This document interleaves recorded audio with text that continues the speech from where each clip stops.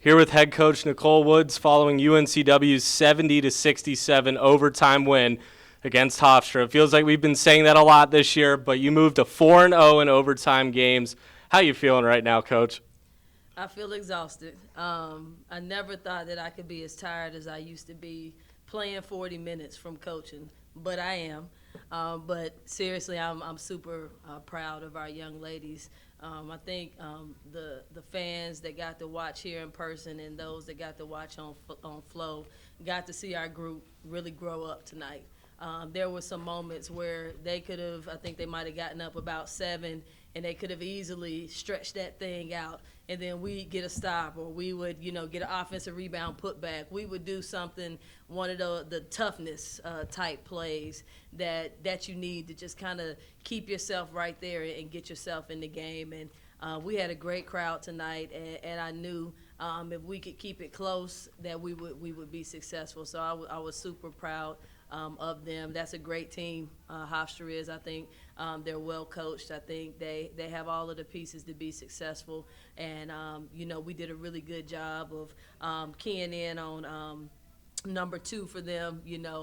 She got a couple shots off early, and then after that, our game plan was to make others other than 2 and 3 beat us, and I thought we did a pretty good job of that. So many big things going on at Trask Coliseum this evening. Start the day with the National Women and Girls in Sports Day Clinic. Over 85 kids, 6th grade or younger, signed up for this clinic. It seemed like it was a big hit. Then they come to this game. So many big moments. The stage was set. We believe this is the most attended conference home game in the last 5 years. And then to give them a finish like that, you were down 8 in the third quarter.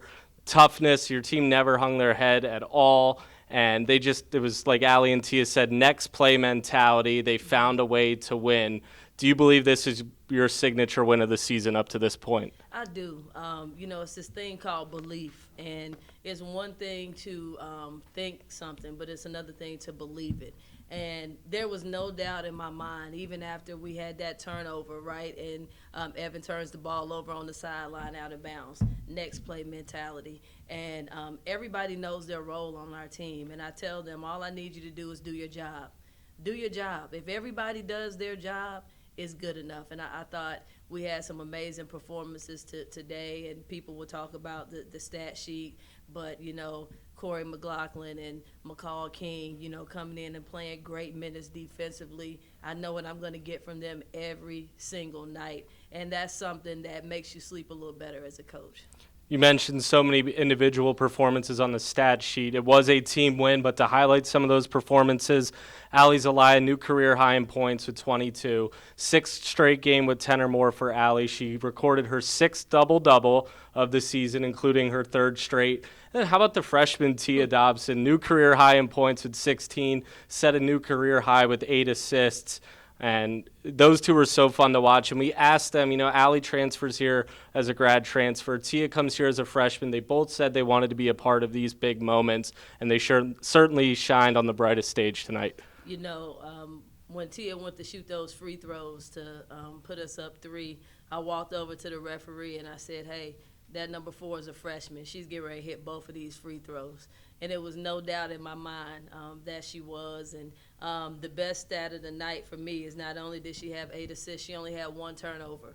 And they were trapping, they were doing all kinds of things to her. And she grew up a lot tonight. And like you said, Allie, not just with the 22 points, 13 rebounds, and 3 block shots. We really thrive when we have multiple players scoring in double figures. We were one person away, I believe, from having 4 players in double figures. I'm gonna get on take because she smoked those free throws. It would have been her as the 4th one, but we're really dangerous when we share the ball like that and get others involved. We had, it didn't turn the ball over that much, so super proud of them. Coach, when I look over this box score, the number one thing that I'm seeing is Hofstra had 7 points in the 4th quarter. Mm-hmm. They shot 70% from the field in the 3rd quarter, 25% from the field in the 4th quarter. What did you see that changed between those 10 minutes? We didn't start out great in the 3rd quarter, and we tried some different things defensively to try to throw them off kilter. And we just decided, in the fourth quarter that we were going to go back to our zone and just pack it in because, they really weren't, killing us on the perimeter. They were killing us in the paint. And we didn't want, 2 and 3 to get open. And we were going to wall up and make it tough, and we were going to box them out.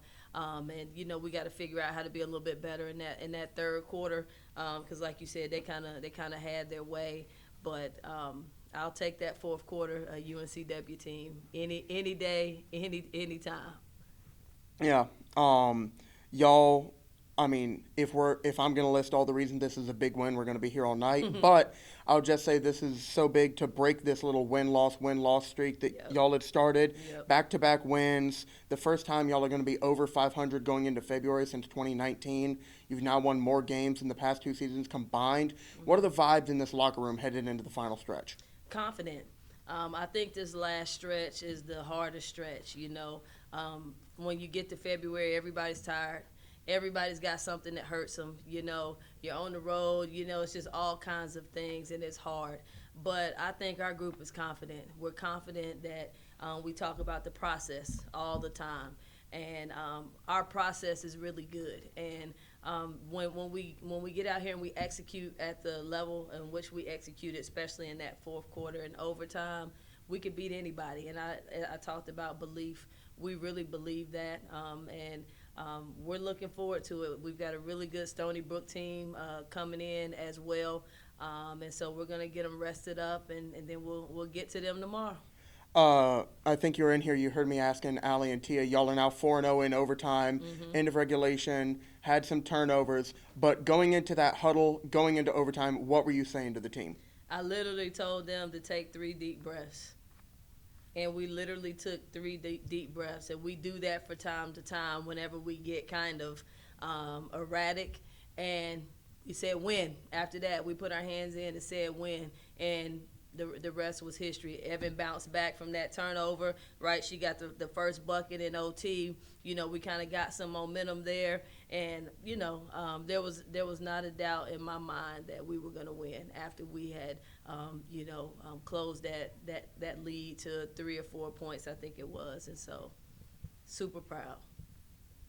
Thanks, Coach. Can I say one more thing? I need everybody to come out on Sunday. This crowd was great.